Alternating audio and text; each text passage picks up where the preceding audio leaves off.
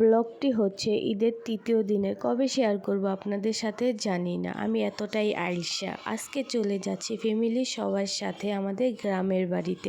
Hello everyone, আসসালামু আলাইকুম, another my new video. এই তো কাজিনরা, খালামণিরা, মামিরা সবাই মিলে রেডি হয়ে বাসা থেকে বের হয়ে গেলাম। বাসা থেকে বের হয়ে রিক্সার জন্য অপেক্ষা করতেছিলাম। কিছুক্ষণ অপেক্ষা করার পর আমরা রিক্সা পেয়ে যাই। তারপরেই তো রিক্সায় বসে বসে আমরা হাজব্যান্ড ওয়াইফ একটু ভিডিও করতেছিলাম আর গ্রামের প্রাকৃতিক দৃশ্য দেখতে দেখতে গ্রামে যাচ্ছিলাম। গ্রামে এসে চলে আসি নানু বাড়িতে। তারপর ওইখানে আমার হাজবেন্ড দেখতেছিল পেঁপে পেকে আছে, তারপর ওইখান থেকে সে পেঁপে পেরে নেয়। তারপরে খালামুনি আমাদের পেঁপে কেটে দেয়। পেঁপে খাওয়া শেষ করে আমরা চলে যাই চকে বা খেতে, কে কি বলে জানি না, বাট আমরা খেতেই বলি।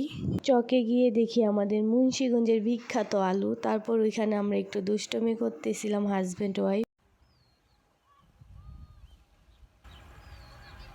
এই যে রাব্বি কি করো? আলু আলু আলু তো খাই। মুন্সিগঞ্জের বিখ্যাত আলু। এই যে আমাদের মুন্সিগঞ্জের বিখ্যাত আলু।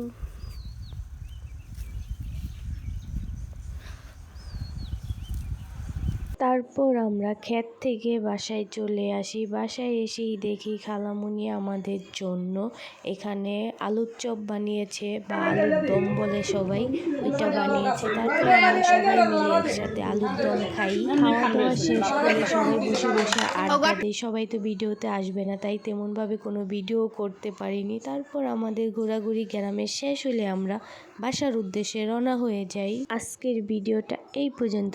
ভিডিওটা শেষ পর্যন্ত দেখার জন্য অনেক অনেক ধন্যবাদ। লাইক কমেন্ট শেয়ার করে পাশে থাকবেন। আল্লাহ হাফেজ।